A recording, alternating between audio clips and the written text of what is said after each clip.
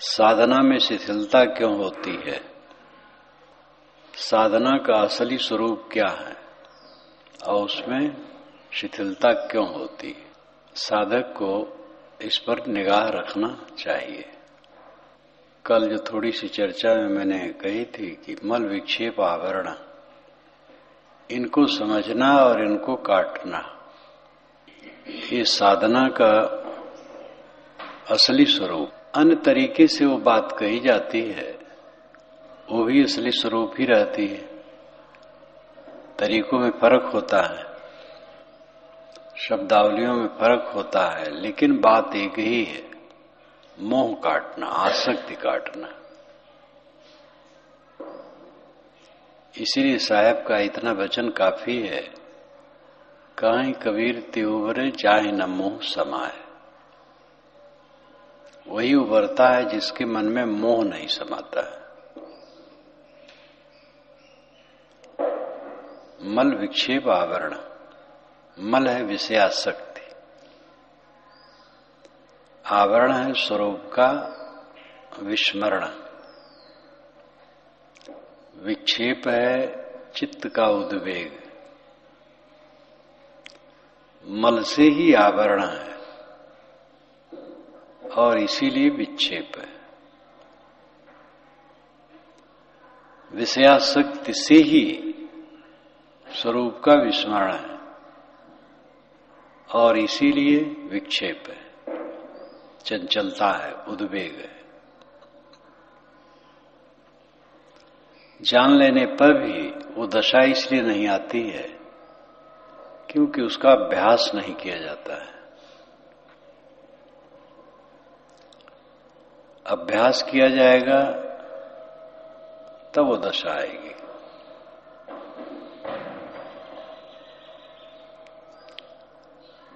विषयासक्ति, देहाभिमान, दोनों का अर्थ एक है। देहाभिमान जितना रहेगा, विषयासक्ति उतनी रहेगी। देह की स्थिति को देखो, ये कणों का जोड़ है, ये हर क्षण बदलता है।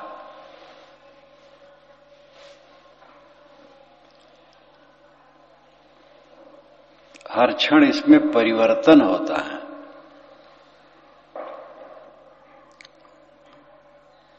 और ऐसा परिवर्तन होता है जो ज्यादा लगता है। अपने मुंह में दांत मोती के समान बड़े प्यारे प्यारे, और जब वह उखड़ करके जमीन पर गिरते हैं तब अहंकारी मन को धक्का लगता है। ऐसा हो गया, जो मोती के समान मेरे मुख में थे, शोभनी अलग काम की चीजें थी, और उखड़ करके वो जमीन पर आ गए तो मन को धक्का लगता है। जब एक आंख फूट जाती है, आदमी बहुत व्याकुल हो जाता है। दोनों आंखें कटोरा के समान, आम की फांकी के समान, अनेक उदाहरण लोग देते हैं। अयोध्या में श्रृंगार हाट पर सुरमा बेचने की दुकान थी, अब भी शायद हो, हनुमानगढ़ी के आगे श्रृंगार हाट। तो रिकॉर्डिंग रहा था, कोई बैठा छिप करके अंदर में बोलता रहे, बराबर मेले के समय में। छुटपन में अयोध्या बारंबार आना होता था तो सुनता था। सुरमा का वो विक्रेता था और अच्छा बिकता था। बारंबार बराबर अनाउंस हो, हमारा सुरमा आंखों में लगाओ तो आपकी आंखें कटोरा के समान खिली रहेंगी, आम की फांकी के समान।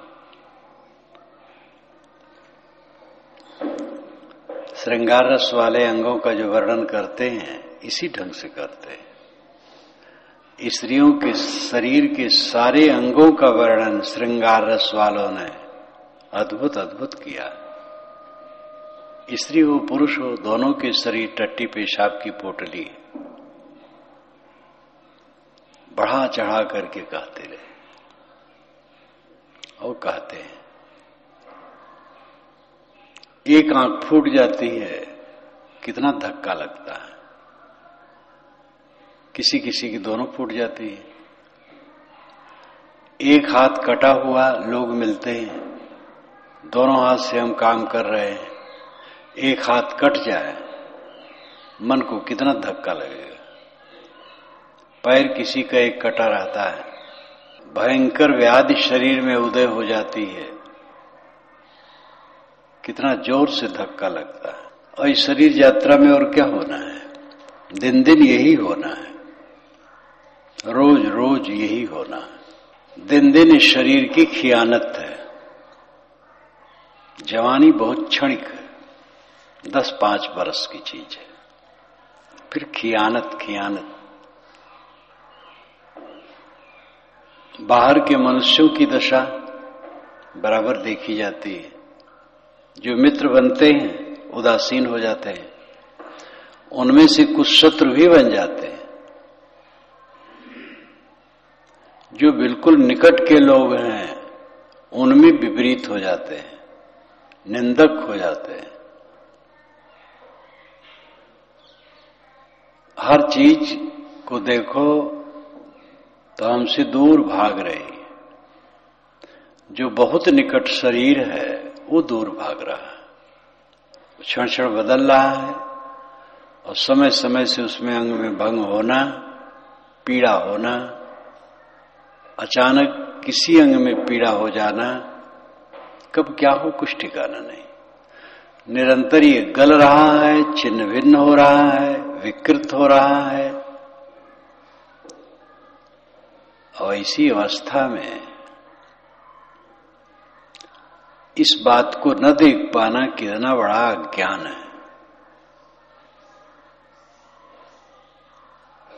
देहाभिमान को गलाने के लिए इन बातों पर बराबर ध्यान देना चाहिए। मिट्टी का पिंड जीर्ण हो रहा है, उसमें भुरभुरापन आ रहा है, वो क्षीण हो रहा है, गल रहा है। ईंटों को देखो, पुराने ईंटें दीवार में लगे रहते हैं, वो क्षीण होने लगते हैं और में लोने पड़ जाते हैं, कटने लगते हैं। संसार की मजबूत मजबूत मानी गई चीजों की यह दशा होती है। उन सब में हमारा शरीर अत्यंत दुर्बल है। शरीर पर बारंबार विचार करने पर देहाध्यास घटता है। शरीर पर विचार का अर्थ है उसकी वास्तविकता को देखना। ये कल्पना नहीं है, तथ्य है। तथ्य है कि शरीर क्षण क्षण बदल रहा है। ये रोगों का घर है, उद्वेगों का स्थान है, टट्टी पेशाब पसीना रक्त मवाद से भरा है। इसकी कोई सेवा करता है तो इसको कोई छिन्न करना चाहता है, काटना चाहता है। छोटे छोटे मच्छर जीव जंतु इस पर हमला करते हैं, बड़े जंतु भी हमला कर सकते हैं। ऐसे शरीर में आसक्ति घोर अज्ञान है।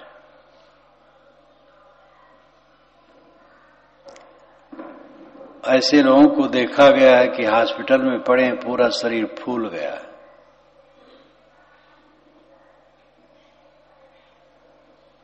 भोपाल में जब कैंसर हॉस्पिटल दिखाने ले गए, सेंट्रल जेल में भाषण करने गया था तो लौटा था तो कहे देख लीजिए बड़ा हॉस्पिटल है। भयंकर कैंसर से पीड़ित लोग पड़े थे। कौन चाहता है इस प्रकार शरीर में उपद्रव हो, जाके हॉस्पिटल में पड़े रहे। हॉस्पिटल में कोई नहीं जाना चाहता है, और जो जाता है वो जल्दी से भागना चाहता है। हॉस्पिटल को देखो तो दुर्दशा है, लेकिन उसी हॉस्पिटल में डॉक्टर रहता, उसको वैराग नहीं होता है। हॉस्पिटल में रहने वाले ऐसे भी डॉक्टर हैं जो दुगना तिगुना चौगुना पैसा चूसने के चक्कर में रहते हैं, और पैसा क्या करें, खूब भोग भोगेंगे, इफरात बाल बच्चों पर खर्च करेंगे, बिला वजह का मकान बनाएंगे, बड़ी से बड़ी गाड़ी खरीदेंगे। शरीर की दयनीय दशा रात दिन देखते हैं, छुरी चलाते हैं, रोते तड़पते मरते लोगों को देखते हैं, उनको वैराग नहीं होता है, क्योंकि उसका उद्देश्य ही नहीं, समझ ही नहीं, चेष्टा ही नहीं। जेलर और जेल खाने का अधीक्षक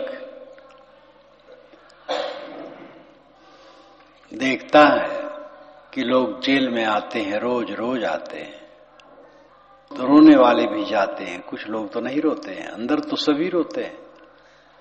जेल खानों की दुर्दशा, और उसमें बकरी की तरह भर दिए जाते हैं। अंग्रेज गवर्नमेंट के जमाने तो बड़ी दुर्दशा थी, अब तो बहुत सुधार हुआ है, लेकिन जेल तो जेल ही है। फिर भी जेलर को, अधीक्षक को वैराग नहीं होता है।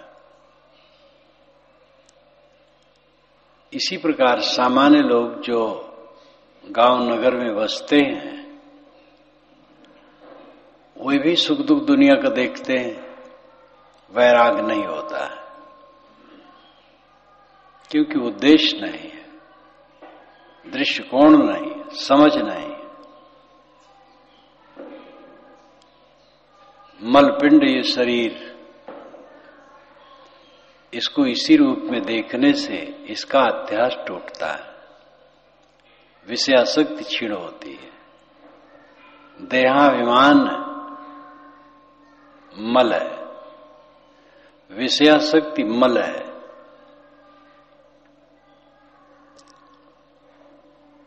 ये जितनी कटती जाएगी, आवरण हटता जाएगा।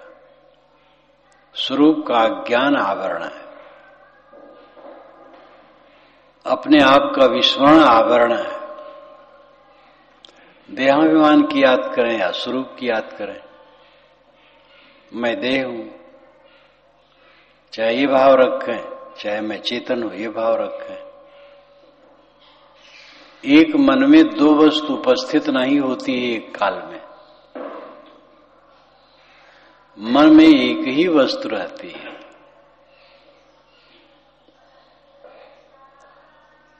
अगर देहाभिमान है तो स्वरूप ज्ञान नहीं रहेगा, स्वरूप ज्ञान है तो देहाभिमान नहीं रहेगा।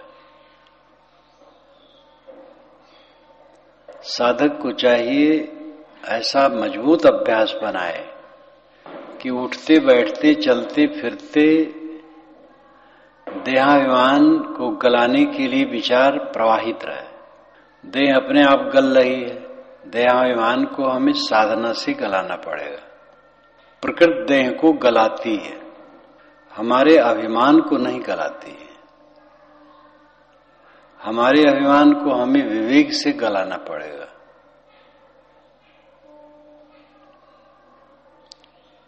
साधकों का चिंतन इस पर होना चाहिए। पूर्व काल में भी ऋषि महर्षि और संत जन इस प्रकार चिंतन में रहते थे, इस प्रकार की चर्चा में रहते थे, सभाएं होती थी। ऐसे ऐसे भी समय रहे हैं जब साधु सन्यासियों की बड़ी भीड़ होती थी और देहाभिमान पर विचार, आत्मज्ञान पर विचार करते थे, चिंतन मनन करते थे, उपदेश करते थे, उपदेश श्रवण करते थे। आज भी हैं, आगे भी रहेंगे।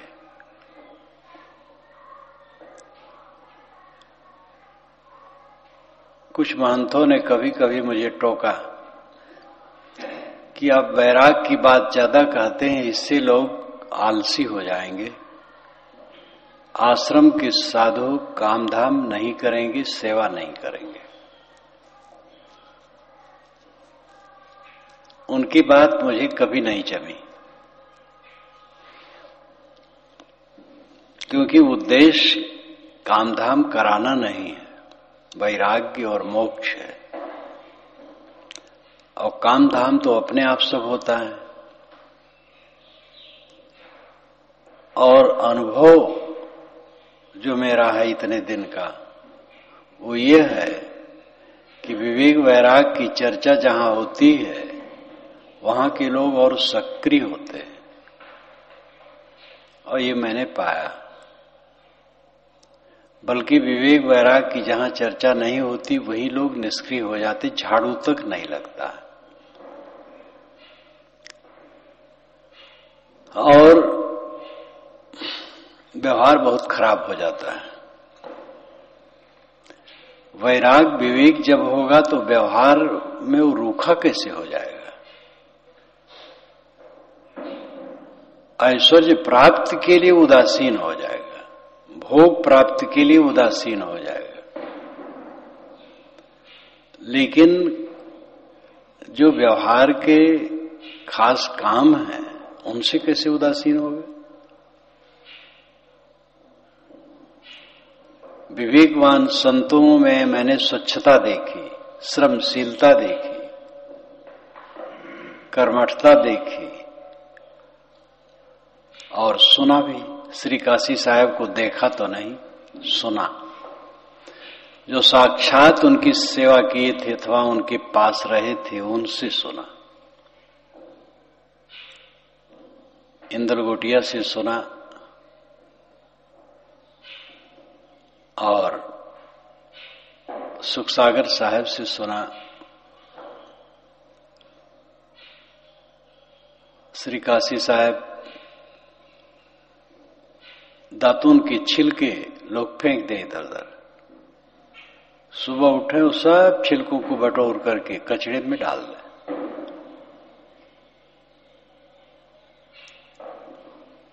और पाताल कुआं से पानी निकालकर, और जीना के नीचे पाताल कुआं काला था, बहुत गहरा है इसलिए रस्सी, बहुत लंबी रस्सी रखी रहती थी।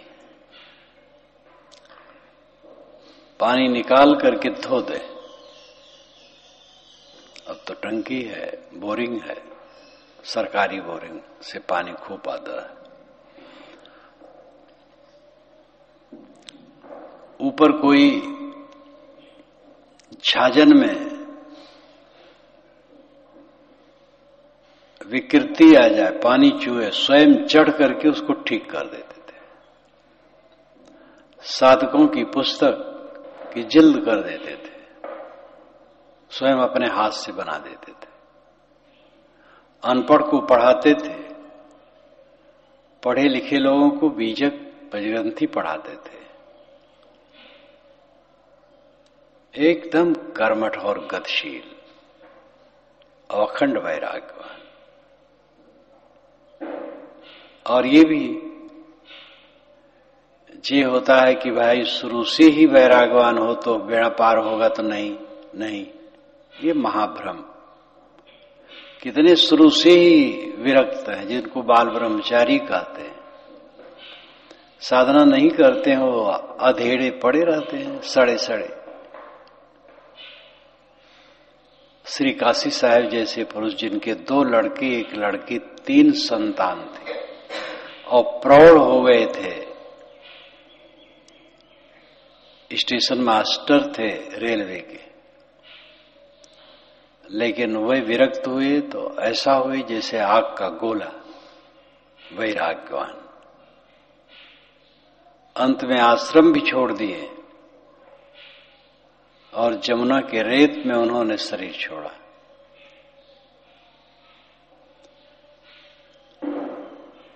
श्री विशाल साहब आश्रम की जिम्मेदारी कोई नहीं लिए थे,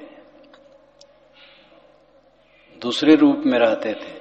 विरक्त रूप में श्री काशी साहब भी थे, विरक्त रूप में श्री विशाल साहब भी थे। दोनों के वैराग में कम बेस नहीं था, पूर्ण वैराग दोनों को था, लेकिन दोनों का अद्भुत आदर्श। वे आश्रम में आए, अधिकारी उनको बनाया गया, फिर महंत भी बनाया गया श्री काशी साहब को। वो स्वीकारे और काम किए और काम करके चल दिए। और काम किए तो ऐसा किए कि कहीं त्रुटि नहीं। श्री विशाल साहब आश्रम का आधार नहीं लिए, ऐसे घूमते रहे, फिर उनके लिए लोग कुटिया बनाते रहे पीछे जीवन के उत्तरार्ध में, और आ रह करके चलते रहे। लेकिन उनकी अपनी कर्मठता और सावधानी पुराने संत बताते थे। भंडारे में जाते थे, लोग कहते थे तो जाते थे, अमनिया में पहले पहुंच जाते थे, मौन रहते थे, कुछ किसी से नहीं बोलते थे, जो काम हो कर लेते थे। फिर एकांत प्रिय होने की वजह से उनके लिए भी जगह दे देते थे, थोड़ा अकेले में रहने। चौकी पर आसन है, कोई संत पहुंच गए जिनके पहुंचने पर उतरना चाहिए, झट से पहले से उतर जाते थे। उनकी तत्परता, कर्तव्य निष्ठा का वर्णन पुराने लोगों ने किया था। श्री रामेश्वरन साहब ने ही बताया, जब हनुमान स्वामी भी वहां गए थे संजोग से, तो वैराग्य जिसको होगा वो कर्मठ नहीं होगा, ये भूल है। जो जितना वैरागवान होगा उतना कर्मठ होगा। अब कर्मठ होने का तरीका है, क्षेत्र है, जो आवश्यक कर्तव्य जहां है कैसे नहीं करेगा। श्री विशाल साहब जहां रहते थे, उनके साधु पूरे प्रांगण में एक एक घास चुन लेते थे, सफाई लिपाई सारी व्यवस्था सब कुछ चमाचम रहता था। जहां गति है वहीं सौंदर्य है, जहां गति गई गंदगी आई, और आंतरिक सौंदर्य भी उसी में, शांति भी उसी में। इसलिए कुछ मानतों की ये राय कि वैराग की चर्चा सुन सुन करके लोग कर्म छोड़ देंगे, इस पर मुझे 1% भी विश्वास नहीं। वैराग की चर्चा होनी चाहिए, आत्मज्ञान की चर्चा होनी चाहिए, मोक्ष की चर्चा होनी चाहिए, और वो काम करना चाहिए। उसी के लिए लोग यहां हैं। वो काम जो जितना करेगा उतना वो आवश्यक कर्तव्य में कर्मठ रहेगा। अपने लिए भी जरूरी है और भक्ति भी चाहिए। आखिर खाना पीना रहना बसना अपने लिए चाहिए ही, तो किए बिना कैसे चलेगा। और भक्ति भी चाहिए। बड़ों की, समाज की सेवा नहीं करेंगे, चित्त कैसे शुद्ध होगा, कर्तव्य क्या रहा फिर। इसलिए जिनकी समझ सही होती है वे कर्मशील नहीं होते हैं, ये गलत बात है। साधु समाज में मठ बहुत है, हजारों हजारों मठ भारतवर्ष में, और बहुत कम जगह है जहां ज्ञान की चर्चा होती हो। बहुत जगह तो ऐसे हैं कि सुनसान कुछ नहीं है। लोग सुबह उठ लिए, झाड़ू झाड़ू लगा लिए और खाते पीते हैं, काम धाम करते हैं बस। कुछ जगहें हैं कि जहां थोड़ा पूजा वूजा कर लिए, कोई मूर्ति है या कुछ है, घंटी बजा लिए, कोई समाधि पर पूजा कर लिया, हो गया। ज्ञान की चर्चा दुर्लभ है। कथा वार्ता कहीं कर लिए, वो भी दुर्लभ है, कथा वार्ता भी दुर्लभ है, लेकिन आत्मज्ञान की चर्चा तो बहुत दुर्लभ है। तो ये सब त्रुटियां हैं साधुओं की, मठ में रहने वाले साधुओं, महंतों, गुरुओं की त्रुटियां हैं। जो घर द्वार छोड़ करके आते हैं वे मोक्ष कामी जीव हैं, उनको कामना है मोक्ष की, शांति की। और जो गृहस्थ लोग आते हैं वे उसी प्रेरणा को प्राप्त करने के लिए आते हैं, वे भी कल्याणकामी हैं, उनकी भी कामना हमें शांति मिले। और सत्संग, निर्णय, चर्चा से ही खुराक मिलती है। और यही काम नहीं होता है साधु समाज में तो क्या होता है? बस सुबह से उठ करके खोद गोड़, खाना पानी, यही भर।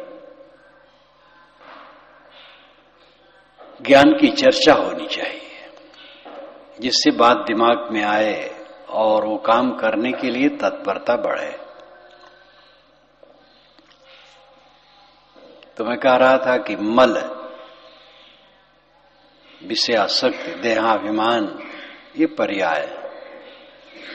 मल को हो, चाहे विषयासक्ति को हो, चाहे देहाभिमान को, जितना देहाभिमान होगा उतनी विषयासक्ति होगी। बस वही मल है, आवरण है स्वरूप का विस्मरण, अपने आप का ख्याल न रहना, अपने कैवल्य भाव, निराधार भाव, असंग भाव, अद्वैत भाव, जहां द्वैत नहीं, अकेला, ये भाव का जितना अनुचिंतन होगा उतना विवेक बलवान रहेगा और हर समय शांत रहेगी। अंत में यही होना है। जब बीमारी आ जाती है कुछ अच्छा नहीं लगता है, बड़ा बड़ा ऐश्वर्य अच्छा नहीं लगता है।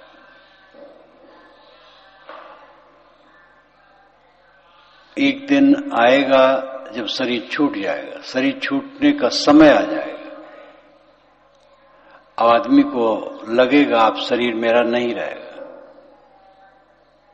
और चारों तरफ चिपकाहट है, तो मन की क्या दशा होगी? अपनी वस्तुएं लुट रही हूं, छूट रही हूं सदा के लिए। लुटने में तो ऐसा है, कोई लूट लिया तो ये रहता लूट ले जाए, फिर हो जाएगा। लेकिन छूटने के समय, शरीर छूटने के समय तो सदा के लिए गायब होने वाला है। कैसा भय आदमी के सामने होगा अगर मोह है तो। मोह नहीं है तो कुछ छूट ही नहीं रहा, सब कूड़ा कचरा है, क्या छूटेगा? शरीर ही कूड़ा कचरा है, छूटेगा क्या? जो छूटेगा कूड़ा कचरा है, छूटने वाली चीज ही है।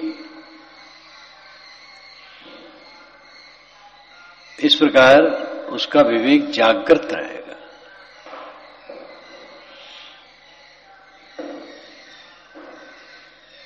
स्वरूप का स्मरण, अपने कैवल्य भाव का स्मरण, अकेलेपन का स्मरण, ये ज्ञान का मुख्य पक्ष है। पारक सिद्धांत, वेदांत, उपनिषद चिंतक, ऋषिगण, बौद्ध मत, जैन मत, जितने विचार प्रधान मत हैं, सब इसको स्वीकारते हैं।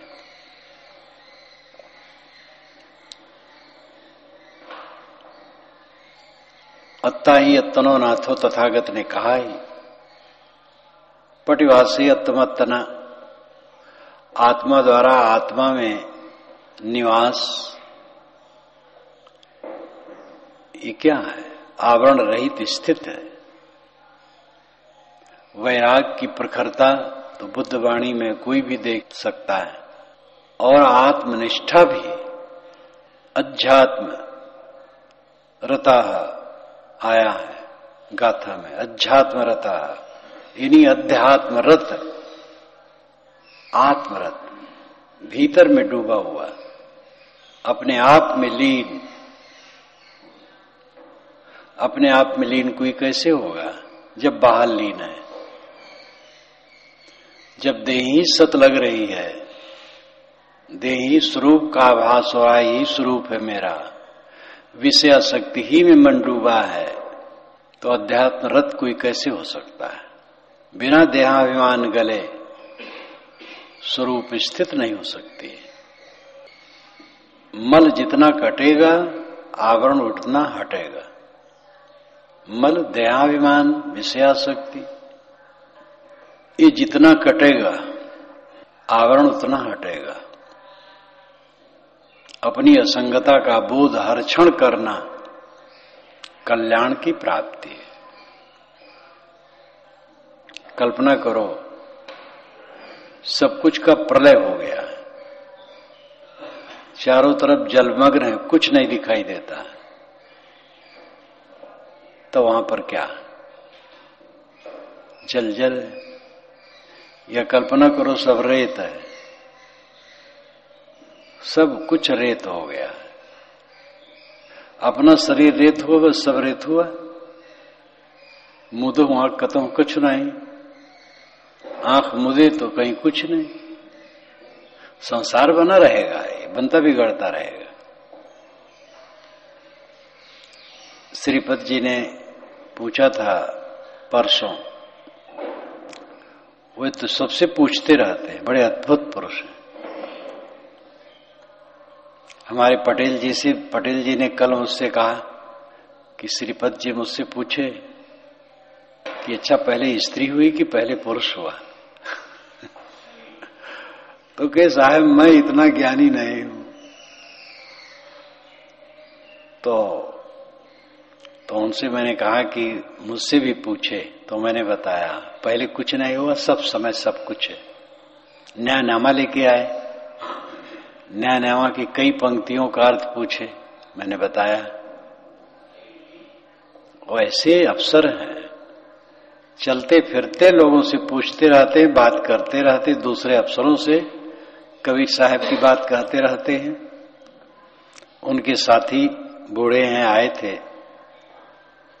तो मैंने कहा अच्छा किया आप लाए। कहे हाँ इनकी भावना बड़ी रहती है, लेकिन क्या करें, गुरु भो ढीन गोली भई लचपच। बीजक की पंक्तियां उनको खूब याद है, गुरु भो ढील गोनी भई लचपच। गुड़ ढीला हो गया और बोरी लचपच हो गई, शरीर ढीला हो गया। अपने चित्त को ज्ञानमय बना लो, वैराग्यमय बना लो, बोधमय बना लो, ये जीवन की सफलता है।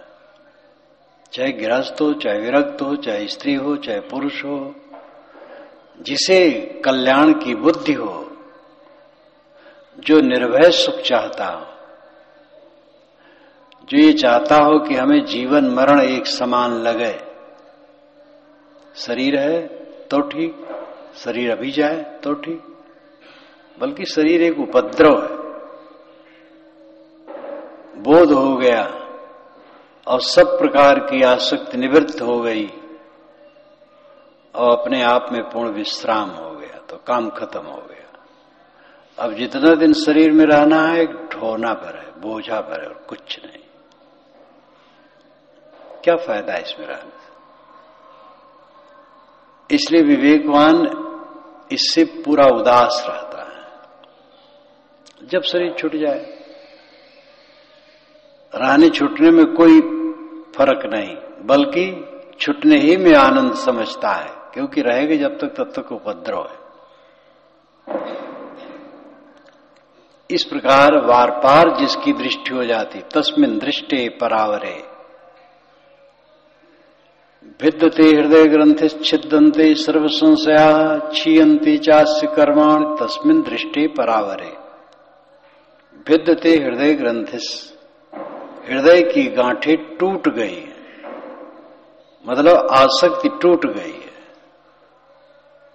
भिद्यते हृदय ग्रंथि छिद्यन्ते सर्व संशया, सारे संशय छिन्न हो गए। मुक्त होकर के जीव कहां रहता है, इसका कोई संशय नहीं। वासना त्याग करके अपने आप में शांत हो गया, बस कहां रहता है, अपने आप में रहता है। उसको रहने की जरूरत है कई जगह। इतना सूक्ष्म तत्व है, हम स्थूल बुद्धि से उसको आंकते हैं बेकार में। जब तक शरीर रहेगा गुजर बसर कैसे होगा, क्या खाऊंगा, क्या पहनूंगा, ये बोधवान को चिंता नहीं होती। एक तो पहले सोच लेता तन ढकने के लिए कुछ मिल जाएगा ढक लूंगा, खाने के लिए कुछ सादा सात्विक मिल जाएगा बस काम बन जाएगा। गांव की महिलाएं भी, बूढ़ी महिलाएं प्राय कहती हैं, मटिया भराए कुछ मिल जाए, हम कुछ चाहित नहीं है। प्राय अपने बहुओं पर कहती है, बहू ही देती है भोजन। कितनी बहुएं नोकझोंक वाली भी होती हैं, भेदभाव वाली भी होती हैं, दुर्बुद्धि बहुएं। तो बूढ़ी सास प्राय कहती है, मटिया भराए कुछ मिल जाए, हम कुछ चाहित नहीं। रोटी के साथ दाल नहीं चाहती, भात के साथ दाल नहीं चाहती, सब्जी नहीं चाहती। मिल जाए तो ठीक, नहीं तो नमक से काम बन जाएगा। ऐसा बूढ़ियों के मुख से मैंने सुना। जिसे कल्याण प्रिय हो, जो शांति चाहे, खाने में ऐसी ही दृष्टि रखे। सात्विक भोजन सुपाच्य खाना चाहिए, जो मिल जाए साफ शुद्ध हो बस। एक चीज से काम बन, केवल भात से, केवल रोटी से काम बन सकता है। और सौभाग्य है दाल सब्जी भी मिलती है, और क्या चाहिए। बस खाने में एक ही गुण चाहिए, जो सब जानते हैं, मैं कहा करता हूं, मेरा अपना अनुभव यही है, कम खाना, जिससे कि टाइम पर कड़ी भूख लगना। कम खाना, इतना कम न खाए कि बहुत ज्यादा कम कर दे। बस कम वही है कि टाइम पर भूख लगे तो जानो हम कम खाए थे। और जो मिल जाए, कोई चीज की जरूरत नहीं, अमुक चीज की जरूरत है ही नहीं। और सम्मान की तो आवश्यकता ही नहीं है, कोई हमारी बड़ाई करे। गुरु बनने की तो जरूरत है ही नहीं। गुरु बनने की इच्छा वाला महामूर्ख है।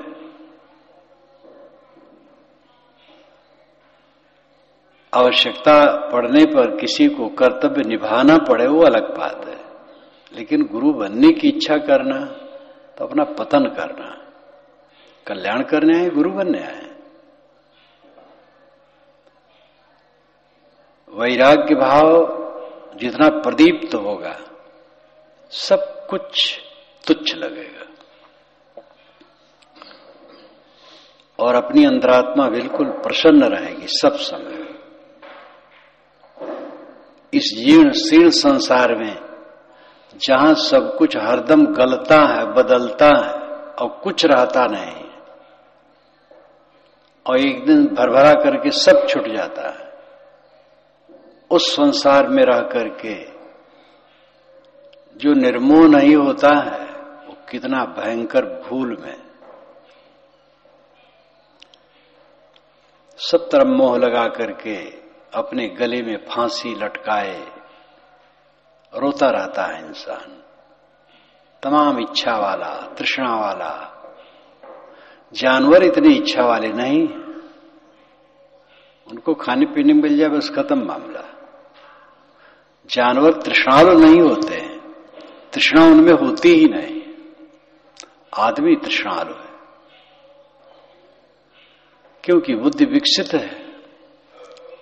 उस बुद्धि का विकास उसने सही दिशा में नहीं किया, गलत दिशा में किया। इसीलिए अपने गले में उसने फांसी लगा ली। हमारी सारी बुद्धिमानी हमारी मूर्खता की निशानी। जितना अहंकार, जितना बुद्धि का गर्व, जितना अपने को बड़ा अच्छा होने का गर्व है, उतनी हमारी मूर्खता है।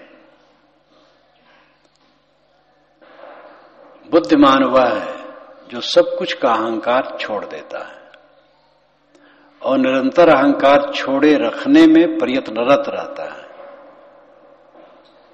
आसक्तियों को छोड़ देता है और आसक्ति छीन रहे सब समय इसके लिए सतत जागरूक रहता है, वो बुद्धिमान है। आसक्ति को काट देने के बाद फिर आवरण नहीं रहता। अब आवरण नहीं रहेगा तो विक्षेप कहां रहेगा? विक्षेप चंचलता, सुख और दुख की अनुभूति, हानि लाभ की अनुभूति, जय पराजय की अनुभूति, कम ज्यादा की अनुभूति, और इसको लेकर के चित्त का आंदोलित होते रहना, ये विक्षेप है। क्षोभ होना विक्षेप है। क्षोभ कैसे होगा? उसको कुछ है ही नहीं, सब मरा मरा। कल्पना करो, शरीर मर गया है, दाह हो गया, राख, अब कुछ रही नहीं गया। आसन रही बभूति, जोगी था सो रम गया, आसन रही बभूति। सतगुरु कबीर की आदि साखी। योगी था तो रम गया, अब आसन पर बभूत पड़ी है। कहने का तरीका उनका कितना तेज है, कितना साफ है, सरल शब्दों में है, लेकिन मोह को तोड़ करके रख देता है। योगी था सो रम गया, आसन रही बभूत। योगी तो चला गया, आसन पर बभूत पड़ी है। योगी प्रायः वैसे होते हैं दुनिया में। जोगी बाबा आए हैं, गांजा पीते हैं, धोनी रमा दिए। गर्मी में भी धोनी चाहिए क्योंकि गांजा पीते हैं, आग चाहिए। अब योगी चले गए तो बभूत वहां है। ये उदाहरण है। योगी जीव है, चला गया, शरीर का दाह हो गया, बभूत रह गई आसन पर, चिता पर। यही होना है।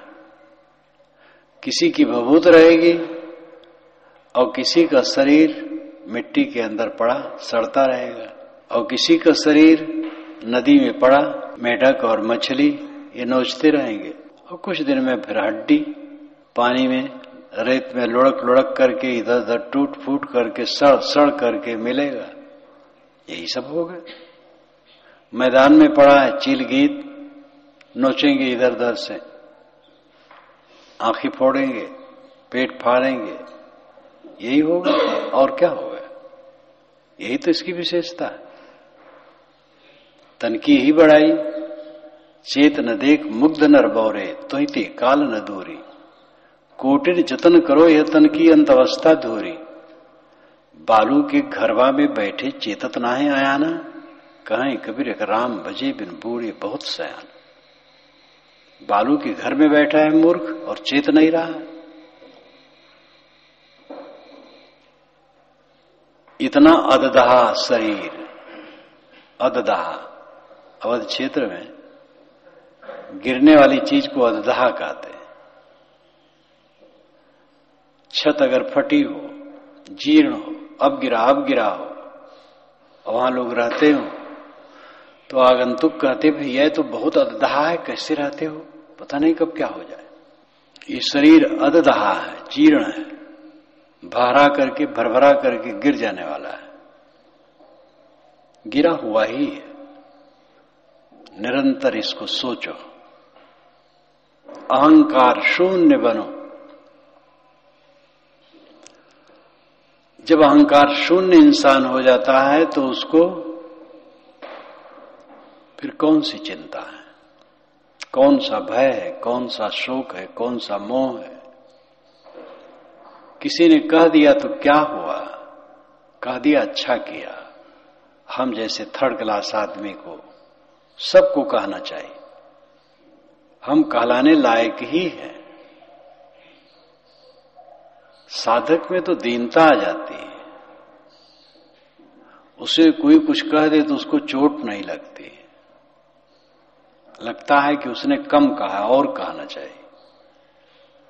हम किसी की न कहें, कोई हमें कह दिया। अपने मन को मारो, अपने मन को रगड़ो। मल आवरण और विक्षेप, इन तीनों का हट जाना कल्याण है। वेदांती, पारखी दोनों इसी ढंग से कहते हैं। तथागत बुद्ध भी अपने ढंग से इसे कहते हैं, जैन भी कहते हैं, और जो कोई साधक होगा सब कहेगा। कुछ कुछ की शैली थोड़ी अलग होती है, भाषा अलग होती है, सब यही कहते हैं, क्योंकि सबका शरीर वही है और मन वही है और आत्मा वही है, सब कुछ तो वही है, सबके सामने बंधन वही है, मन की दुर्बलता वही है। लाल सिंह डॉक्टर ने जो लिखा है चीन यात्रा का वर्णन, तो उसमें उन्होंने लिखा एक जगह कि चीन में एक आश्रम में, बौद्ध आश्रम में कई तल्ले पार करके ऊपर गए, बीच में तो अंधियारा भी रहा, और एक संत जो 100 वर्ष के लगभग के वही ऊपर रहते थे, तो वहां पहुंचे, बातचीत हुई। तो उन्होंने जब पूछा गया कुछ अध्यात्म के विषय में, तो उन्होंने कहा कि गंभीर वचन है, बहुत साधना करने के बाद भी मन बहुत शुद्ध, बिल्कुल शुद्ध नहीं होता है। बहुत साधना कर लेने पर भी मन बिल्कुल शुद्ध नहीं होता है। अब ये अनुभव की बात जो आप सोचेंगे वही चीन में बैठे कई तल्ले के ऊपर एक वृद्ध संत कह रहे हैं, और कहीं के भी संत कहेंगे। तो इसमें हारने की जरूरत नहीं है। पूर्ण शुद्ध नहीं हुआ तो मतलब कसर है, वो अपनी ही कसर है। उन्होंने हकीकत बताई कि बहुत साधना करने पर भी मन पूरा शुद्ध नहीं होता। इसलिए जो साधना कर रहे हैं, समझ रहे हैं हम पूरा कर चुके हैं, वो धोखे में। जब पूरा हो जाएगा चित्त पूरा दिव्य रहेगा, और अगर उसमें त्रुटि है तो घबराओ ना, करते चलो, होगा। निरंतर विवेक, विचार, साधना, सेवा, स्वाध्याय के संयुक्त प्रयास से चित्त निर्मल होता चला जाता है। ढिलाई हो जाती है। खास बात मैंने कहा था शुरू में कि क्यों आदमी की साधना में अवनति होती है, क्योंकि वो थोड़े में मान लेता पूरा हो गया, कुछ जान लिया, साखी शब्द श्लोक दृष्टांत समझ लिया, पूरा हो गया।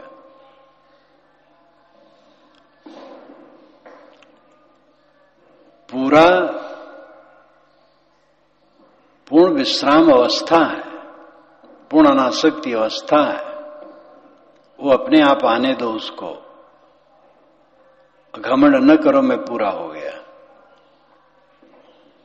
अधूरे में पूरा मान लेने से तो घोर पतन है, और साधकों को यही गिराता है, या उसका साधन रोक देता है। मान लिया कि बस पूरा है, मैं बढ़ गया, पूरा हो गया। अपनी बुद्धि और अपना सदाचार सबको ऊंचे लगते हैं, और यही पतन का रास्ता है।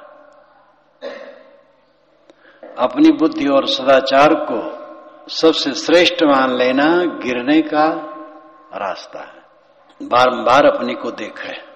साधना में अहंकार करने कोई गुंजाइश नहीं। अहंकार है तो इसका मतलब पतन शुरू। तरबे को है दीनता, डूबन को अभिमान। ये साहब की आधी साखी आई थी। तरने के लिए अधीनता है, विनयी बन जाओ। डूबने के लिए अभिमान है। डूबना चाहते हो, करो अभिमान, डूबो। अनाद काल से अभिमान करते ही आए, अब भी करो। बहुत मेहनत करने के बाद घर द्वार छोड़े, कितनी साधना की, कितना पढ़े लिखे, अभिमान किए, सब गया। साधना में हम जितना उतरते जाएंगे, अभिमान गलता जाएगा। पूर्ण अभिमान का विलय कल्याण अवस्था है। तो साधन में पतन क्यों होता है? बस पूरा मान लेता है, और चुपके से जो मन में छिपी वासनाएं हैं, विषय आसक्ति है, वो जगती है अपने अपने रूप में। कोई काम भोग ही विषयासक्ति का लक्षण थोड़े है। सम्मान की इच्छा, प्रतिष्ठा की इच्छा, बड़ा बनने की इच्छा, हमारी ही बात मानी जाए, हम ही सबसे श्रेष्ठ हैं, हम ही सबसे बुद्धिमान हैं, हम ही सबसे सदाचारी हैं, ये सब पतन के रास्ते हैं। सामान्य अहंकार पतन का रास्ता, अपूर्ण में ही पूर्ण मान लेना पतन का रास्ता। साधक सतत जागरूक रहे, जागता रहे। कल्याण का अवसर मिला है, सत्संग जोर होना चाहिए। पारख दृष्टि प्रबल जब सत्संगत अति जोर, रात दिना चिंतन करे तब पावे कहीं ठौर। ये विशाल देव की वाणी है। पारख दृष्टि प्रबल जब प्रबल परख दृष्टि रहेगी, सदैव छानबीन, और सत्संगति अति जोर सत्संग रहेगा। निर्णय, विचार, चिंतन, मनन, अध्ययन, रात दिना चिंतन करे। रात दिन कोई भी काम करते हुए आत्मचिंतन में लगे रहो। कितनी प्रगति हुई है, कितना मन में कलमश बाकी है। जानी तब मन बिरज गुसाई, जब उर बल विराग अधिकाई। गोस्वामी जी कहते हैं, जानी तब मन बिरज गुसाई। ऐ गुसाई, मन को निरोग तब समझो जब देखो कि हृदय में वैराग का बल बढ़ गया। भक्ति पक्षी थे गोस्वामी जी, लेकिन भक्ति पक्ष का अपना एक उसकी सीमा है। आगे वैराग बोध से ही काम बनेगा, ये बात वो भी जानते थे। इसीलिए उनके मुख से निकलता है, जानी तब मन बिरज गुसाई। निर्मल मन है ये तब समझो जब उर बल विराग अधिकाई। जब हृदय में वैराग का बल बढ़ गया। और वैराग का बल कब बढ़ेगा? जब निर्माण निष्काम रहोगे, अपने को पूर्ण मान करके बैठ जाओगे, बस गए। अपने सदाचार और बुद्धि का घमंड करोगे। हर आदमी अपने सदाचार का अहंकारी, हर आदमी अपने बुद्धि का अहंकारी, ये स्वभाव है। गंदे आचरण वाले भी अपने आचार को बड़ा, एक सज्जन रहे, सज्जन ही कहना चाहिए, प्रौढ़ कहें बाबा, और गांव भर की आलोचना करें, और अपनी बड़ाई इसी करें, बाबा हमारे ऊपर कोई उंगली नहीं उठा सकता, मैं सुन लो। जब चले जाए तो लोग आए तो हंसें, कहे साहब बहुत अच्छा लेक्चर झाड़ गए हो। उनके अहंकार को सब जानते थे, और वो कुछ कहे तो कोई कुछ कहता नहीं था, सुन लेते। उनका भोलापन, अपने को माने कि मैं बहुत साफ पाक, गांव में केवल अकेला एक मैं हूं साफ पाक, और गांव भर की आलोचना करे, तो उनका बढ़ा चढ़ा रहा। लेकिन मंथर गति से सब में है, वही खाली हास्यास्पद नहीं, हम सब हास्यास्पद हैं। अपना सदाचार और अपनी बुद्धि का घमंड, और ये पतन का रास्ता है। इसलिए पतन के पॉइंट को समझे, वो ना अपनाए, सदैव विनम्र रहे, सेवापरायण रहे और मल विक्षेप आवरण से मुक्त होने का काम करे। देहाभिमान, विषयासक्ति, ये मल है, विवेक द्वारा इसको काटे। स्वरूप का विस्मरण आवरण है, ये मल के कारण होता है। स्वरूप का विस्मरण रहता है, आत्मा का जागृत भाव नहीं रहता है विषयासक्ति से। और जब विषयासक्ति मिटेगी तो आत्मज्ञान की चरितार्थता होगी, स्वरूप विचार प्रवाहित रहेगा, तो विक्षेप अपने आप नहीं रहेंगे। द्वंद्व विक्षेप है, क्षोभ विक्षेप है, मन का कलह विक्षेप है,